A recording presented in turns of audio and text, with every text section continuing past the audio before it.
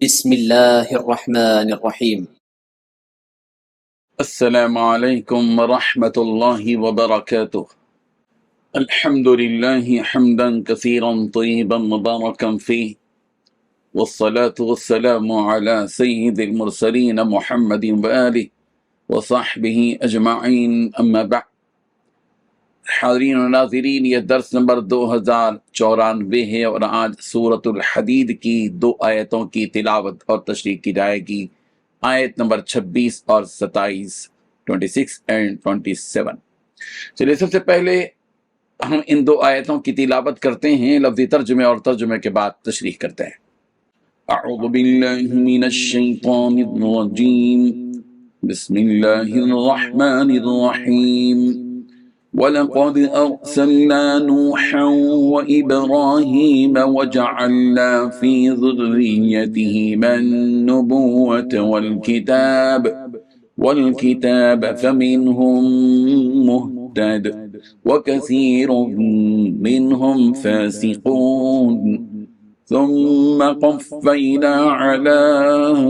آثارهم برسلنا وقفينا بعيسى ابن مريم وآتيناه الإنجيل وجعلنا في قلوب الذين اتبعوه رأفة ورحمة ورهبانية ابتدعوها ما كتبناها عليهم إلا ابتغاء رضوان الله فما رعوها حق رعايتها فآتينا الذين آمنوا منهم أجرهم وكثير منهم فاسقون صدق الله العظيم۔ لفظی ترجمہ یوں ہی، بلقد اور البتہ تحقیق، ارسلنا ہم نے بھیجا، نوحن نوح کو، و ابراہیم اور ابراہیم کو،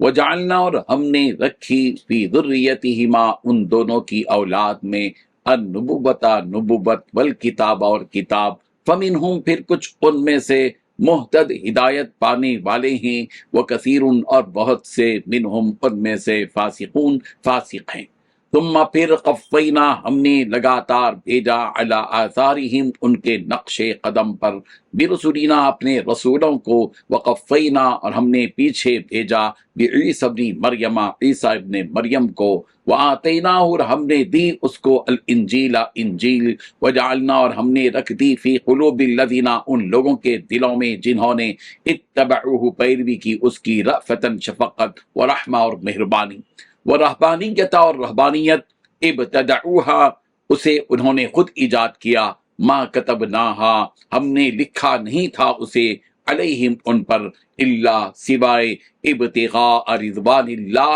رضائے الہی کے تلاش کرنے، فما رعوها پھر انہوں نے خیال نہ رکھا اس کا، حق رعایتہا جیسا اس کا خیال رکھنے کا حق تھا، فآتینا پھر ہم نے دیا، الذین آمنوا ان لوگوں کو جو ایمان لائے، منہم ان میں سے، اجرہم ان کا اجر، وکثیر اور بہت سے، منہم ان میں سے، فاسقون فاسق ہیں۔ ترجمہ یوں ہے، اور ہم نے نوح کو اور ابراہیم کو پیغمبر بنا کر بھیجا، اور ان دونوں کی اولاد میں نبوت اور کتاب کا سلسلہ جاری رکھا، پھر ان میں سے کچھ تو ہدایت پر آ گئے، اور ان میں سے بہت سے لوگ نافرمان رہے، پھر ہم نے ان کے پیچھے انہی کے نقش قدم پر اپنے اور پیغمبر بھیجے، اور ان کے پیچھے عیسیٰ ابن مریم کو بھیجا اور انہیں انجیل عطا کی، اور جن لوگوں نے ان کی پیروی کی ان کے دلوں میں ہم نے شفقت اور رحمدلی پیدا کر دی، اور جہاں تک رہبانیت کا تعلق ہے وہ انہوں نے خود ایجاد کر لی تھی، ہم نے اس کو ان کے ذمے واجب نہیں کیا تھا، لیکن انہوں نے اللہ کی خوشنودی حاصل کرنی چاہی، پھر اس کی ویسی رعایت نہ کر سکے جیسے کہ اس کا حق تھا، اور ان میں سے جو ایمان لائے تھے ان کو ہم نے ان کا اجر دیا، اور ان میں سے بہت لوگ نافرمان رہے۔ ان 2 آیتوں میں 11 باتیں بیان کی گئی ہیں۔ پہلی بات، اللہ تعالیٰ نے حضرت نوح اور حضرت ابراہیم علیہ السلام کو پیغمبر بنا کر بھیجا۔ دوسری بات، ان دونوں کی اولاد میں کتاب اور نبوت کا سلسلہ جاری رکھا۔ تیسری بات ان میں کچھ تو ہدایت پر آ گئے اور کچھ نافرمان ہی رہے۔ چوتھی بات اللہ نے انہی کے پیچھے انہی کے نقش قدم پر اپنے کچھ اور پیغمبر بھیجے۔ پانچویں بات ان کے پیچھے حضرت عیسیٰ ابن مریم کو بھیجا اور انہیں انجیل عطا کی۔ چھٹی بات جن لوگوں نے ان کی پیروی کی ان کے دلوں میں اللہ نے شفقت اور رحمدلی پیدا فرمائی۔ ساتویں بات جہاں تک رہبانیت کا تعلق ہے وہ خود انہوں نے ہی ایجاد کر لی تھی۔ آٹھویں بات اللہ نے اس رہبانیت کو ان کے لیے واجب نہیں کیا تھا لیکن انہوں نے اللہ کی خوشنودی حاصل کرنی چاہی۔ نویں بات وہ لوگ اس کی رعایت ویسی نہ کر سکے جیسے کہ اس کا حق تھا۔ دسویں بات قرض ان میں سے جو ایمان لائے تھے اللہ نے انہیں اس کا اجر دیا۔ گیارہویں بات ان میں سے بہت سے لوگ نافرمان ہی رہے۔ بزرگان محترم، ان آیتوں میں اللہ تبارک و تعالیٰ ان چند پیغمبروں کا ذکر فرما رہے ہیں جنہیں اس نے اپنا پیغام پہنچانے کے لیے اس دنیا میں بھیجا۔ تو سب سے پہلے سب سے پہلے آدم ثانی یعنی حضرت نوح علیہ السلام کا تذکرہ فرمائیں۔ حضرت آدم اول ہیں اور حضرت نوح علیہ السلام کو آدم ثانی بھی کہا جاتا ہے اور نوح علیہ السلام جن کا نام ہے، اور انہی کے ساتھ حضرت ابراہیم علیہ السلام جنہیں ابو الانبیاء اور ابو العرب کہا جاتا ہے، نبیوں کے باپ اور عرب کے باپ۔ اللہ تبارک و تعالیٰ نے ان دونوں نبیوں کو اپنا پیغمبر بنا کر بھیجا اور ان دو پیغمبروں کی نسل میں اللہ تبارک و تعالیٰ نے انبیاء کو مبعوث فرمایا کہ جنہیں مختلف آسمانی کتابیں بھی عطا کی گئیں کہ وہ اپنی اپنی قوموں کو اللہ کی عبادت کی طرف بلاتے اور انہیں بت پرستی اور شرک و کفر سے روکتے اور اللہ کا پیغام ان تک پہنچاتے۔ لیکن ان تمام انبیاء کی قوموں میں سے ان کی بات بہت ہی کم لوگوں نے قبول کی، شرک و بت پرستی کو چھوڑ کر اسلام کے پرچم تلے زندگی بسر کی، اپنے آپ کو اللہ اور اس کے رسول کے حوالے کر دیا، مگر بہت سے لوگوں نے آپ کے پیغام کو جھٹلایا، سرکشی کی، ظلم و ستم ڈھائے، اسلام لانے والوں کو ستایا، انہیں جانی اور مالی نقصان پہنچایا، طرح طرح کی اذیتیں انہیں دی گئیں۔ اس طرح ہر امت میں ایمان والے کم اور کافر زیادہ رہے۔ ان رسولوں کے بعد یعنی حضرت نوح اور حضرت ابراہیم علیہ السلام کے بعد انہی کی نسل میں سے ایک نبی حضرت عیسیٰ علیہ السلام کو بھی اللہ تبارک و تعالیٰ نے مبعوث فرمایا، جو کہ حضرت ابراہیم علیہ السلام ہی کی اولاد میں سے تھے، لیکن انہیں بھی ایک آسمانی کتاب انجیل اللہ تعالیٰ نے عطا کی جس میں ہر چھوٹی بڑی چیز کو اللہ تبارک و تعالیٰ نے بیان فرما دیا تھا تاکہ لوگ ہدایت حاصل کریں۔ تو جس طرح پچھلے انبیاء کی قوموں میں سے چند لوگ اپنے اپنے نبی پر ایمان لے آئے، اسی طرح حضرت عیسیٰ علیہ السلام پر بھی بہت کم لوگوں نے ایمان قبول کیا، اور جو ایمان لائے تھے وہ اپنے ایمان پر بڑے پختہ تھے۔